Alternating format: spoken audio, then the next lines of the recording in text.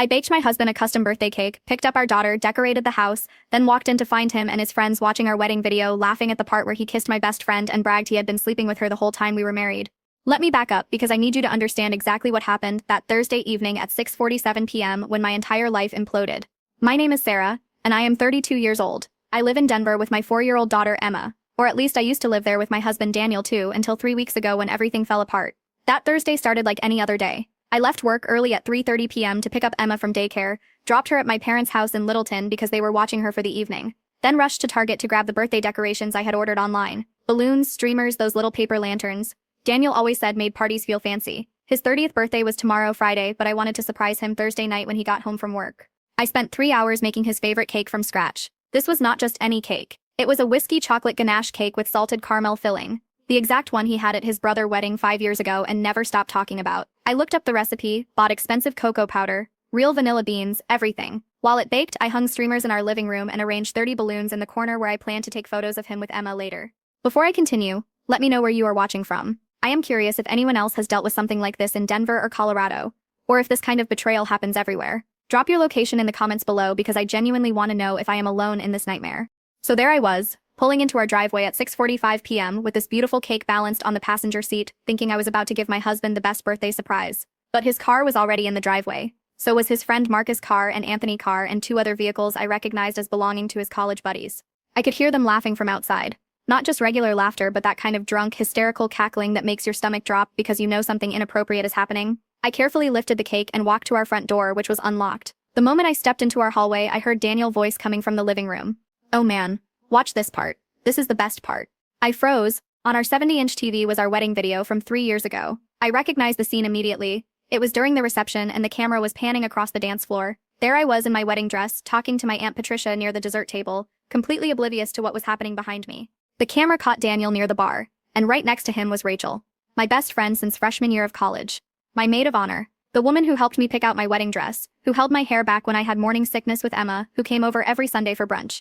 On the video, clear as day, Daniel leaned in and kissed her. Not a friendly peck on the cheek, a real kiss. His hand was on her waist, her fingers were in his hair, and it lasted at least 5 seconds before they pulled apart and looked around to make sure nobody saw them. I had never seen this part of our wedding video before. I was busy that day with 200 guests, making sure everyone was happy, checking on the caterer, dancing with relatives. I never knew this happened at my own wedding. Marcus was howling with laughter, pointing at the screen. Dude, you really went for it right there at your own wedding. Anthony chimed in, and Sarah never found out. She was too busy playing hostess. That is when Daniel said the words that shattered everything. He took a sip of his beer, leaned back on our sectional that we bought together last year and said she is so naive. It is almost cute. Been meeting up with Rachel for 2 years now. 2 years. 2 years. His friends erupted in laughter and high fives. Simon said 2 years? How do you even manage that?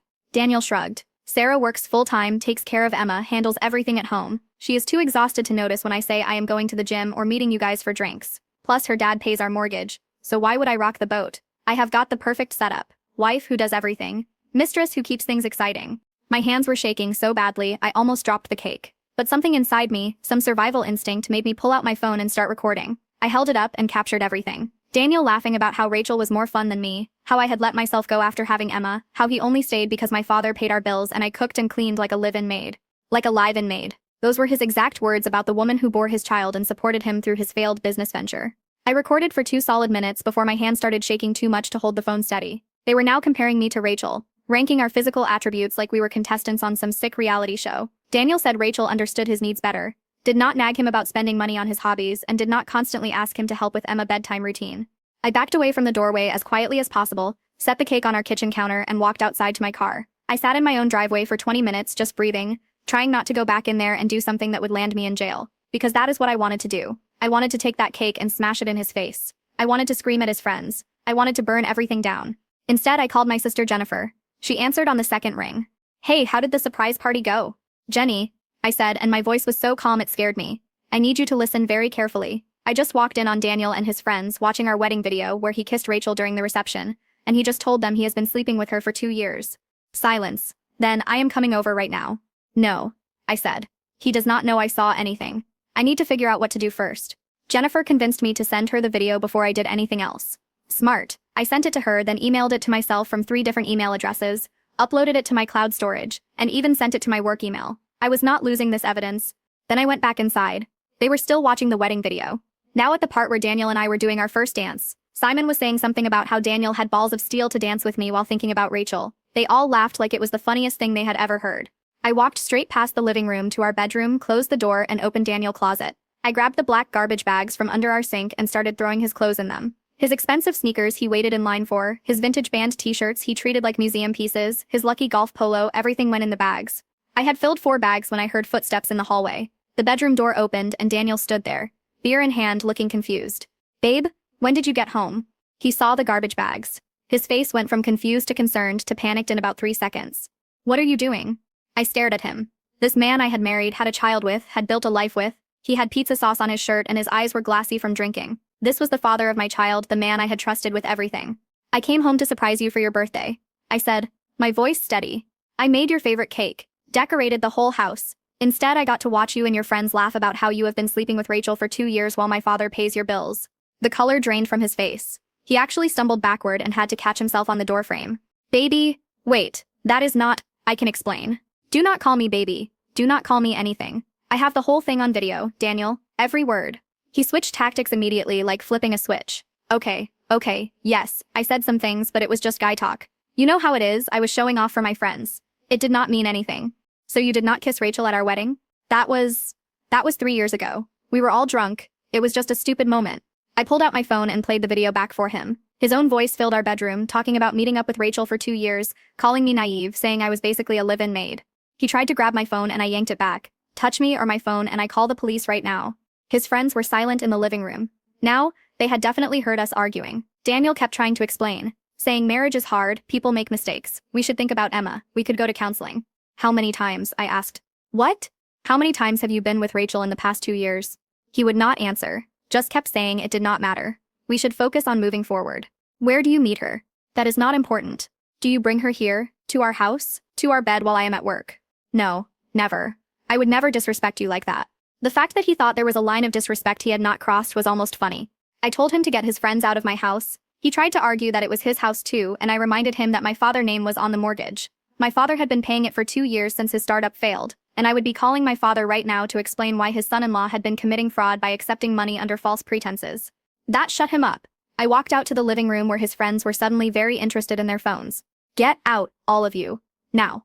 They scattered like roaches when you turn on the light. Anthony tried to say something to Daniel on his way out, but I told him to save it for someone who cared. Once they were gone, Daniel started begging, actually got on his knees in our living room, grabbed my hands, told me he would do anything. He would cut Rachel off completely, go to therapy, change everything. I told him he had 1 hour to pack what he needed and get out. He could stay with Marcus or Anthony or whoever would take him, but he was not staying here. He tried to negotiate, asked to sleep on the couch, promised he would not bother me. I gave him 1 hour and walked back to the bedroom to continue packing his things. He kept following me, making excuses. Rachel seduced him. He was vulnerable after his business failed. I was not giving him enough attention. Every excuse was worse than the last. Then his phone rang. His mother, Linda. He did not answer. She called again immediately and he picked up. I could hear her through the phone. "Daniel, what is going on?" "Jennifer just called Patricia, who called me and said Sarah is kicking you out. News travels fast in families." He tried to explain, but I grabbed the phone from him. "Linda, your son has been having an affair with my best friend for 2 years. I have video evidence of him bragging about it to his friends. He is leaving now." Silence. Then, "Sarah, dear, all men have moments of weakness. Do not throw away your marriage over some meaningless fling." I hung up on her. She called back 3 times and I did not answer. By the way, if you are finding this story helpful or just want to hear more stories like this, please hit that subscribe button. I started sharing my story because I know there are others out there going through similar situations and we need to support each other. Also, like this video if you think I did the right thing by kicking him out immediately. Let me know in the comments what you would have done.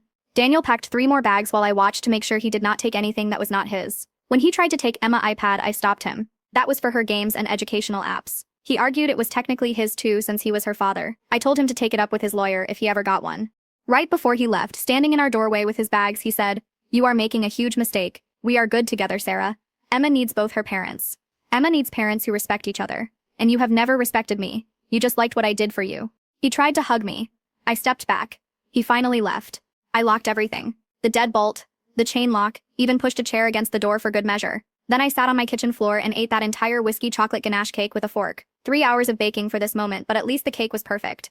My phone was going crazy. Daniel calling and texting from his phone. His mother texting paragraphs about forgiveness and second chances. Marcus saying I was overreacting. My family checking in after Jennifer spread the word. I only responded to family, telling them I was okay and would talk tomorrow. That night, after I had picked up Emma from my parents and put her to bed, she asked where Daddy was. I told her he was staying somewhere else for a little while. She accepted it and fell asleep holding her stuffed rabbit. Friday morning at 7 a.m., I heard pounding on my front door. Daniel was back, still wearing the same clothes from yesterday, absolutely hammering on the door and yelling that we needed to talk like adults. My neighbor Margaret was getting her newspaper and just staring. Another neighbor walking his dog stopped to watch. I opened the door but kept the chain on, told him to leave immediately, or I was calling the police. He tried to shove his foot in the door. I slammed it on his foot and he yelped. Margaret actually had her phone out ready to call 911 for me. Daniel saw her and finally left, but not before yelling that I was being unreasonable and destroying our family. My father showed up an hour later with my mother and Jennifer. Dad was angrier than I had ever seen him. He could not believe he had been paying for Daniel to live in that house while Daniel was disrespecting his daughter. Mom brought breakfast sandwiches and just held me while I cried for the first time since it happened. Then, my phone rang. Rachel calling. Everyone went silent. Jennifer said not to answer, but I did anyway. Put it on speaker. Sarah. I know this is awkward, but can we meet to talk?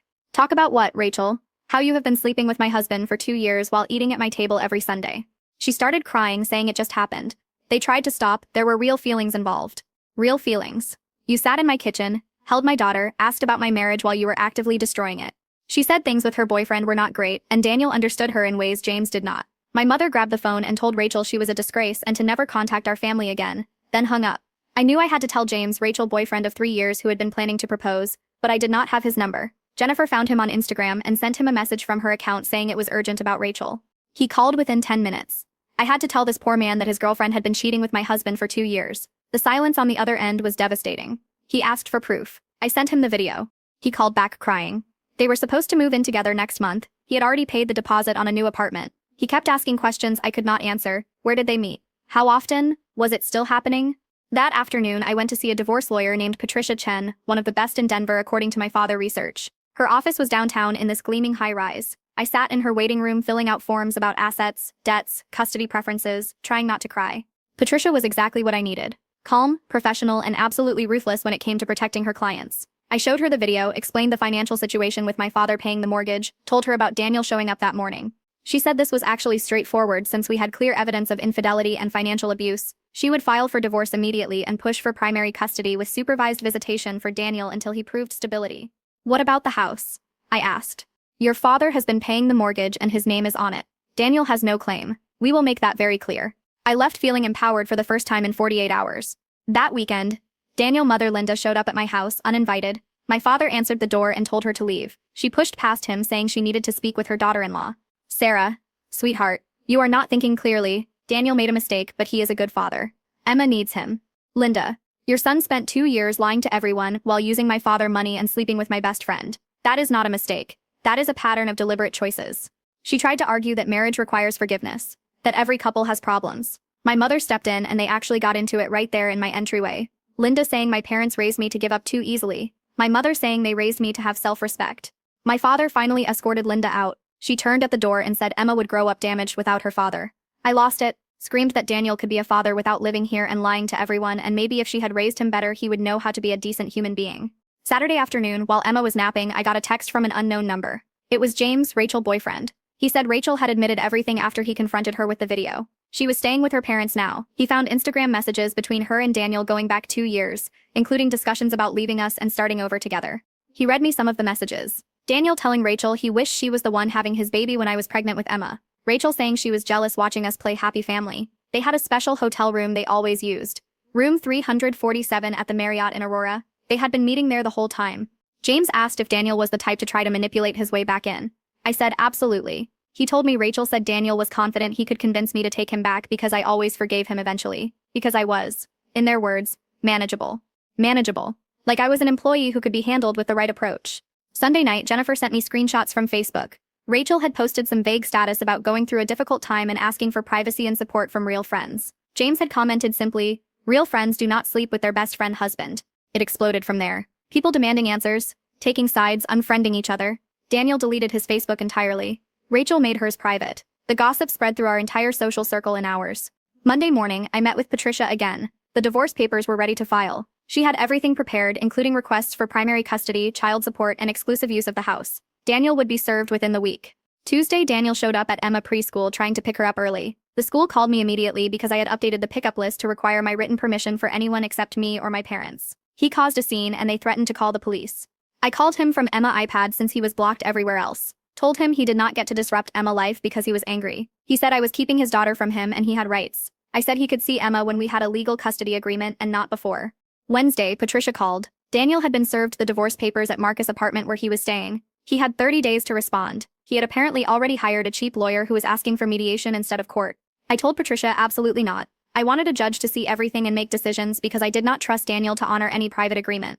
Thursday, 3 weeks after that birthday cake incident, Daniel showed up at my office with his mother. They told our receptionist they were not leaving until I talked to them. I had building security escort them out while they yelled about family and forgiveness and second chances. My boss told me to call the police if they showed up again.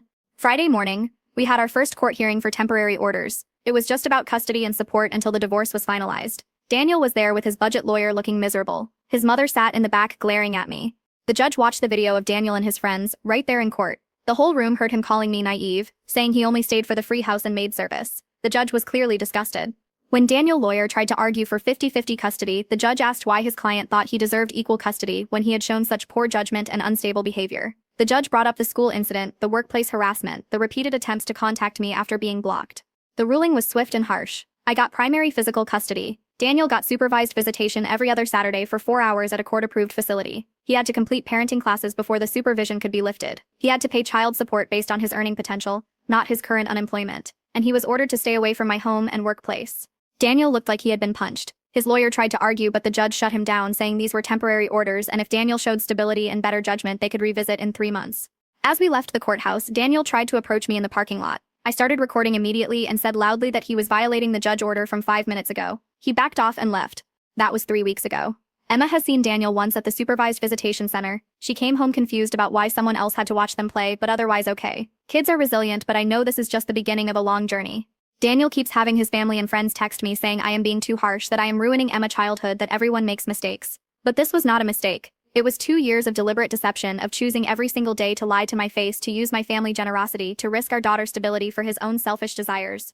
Some people have asked if I regret not trying counseling or giving him another chance. The answer is no. Not for 1 second, because I want Emma to grow up seeing that her mother has self-respect, that her mother does not accept lies and betrayal, that her mother chooses dignity and truth over comfortable deception. I am 32 years old, suddenly single with a 4-year-old daughter fighting through a divorce I never wanted. But I have never felt stronger. I chose myself. I chose my daughter's well-being over maintaining a toxic marriage. I chose truth over comfortable lies. And that birthday cake? It was the best thing I ever baked. Not because it led to a celebration, but because it led to my freedom. If you made it this far, thank you for listening to my story. Please leave a comment about what you would have done in my situation, and if you think more people need to hear about recognizing their worth and choosing themselves, please share this video. Subscribe for more real stories about finding strength in the hardest moments. Remember, you deserve someone who chooses you every single day, not someone who treats you like an option while calling you naive behind your back. Stay strong out there. You are worth more than you know.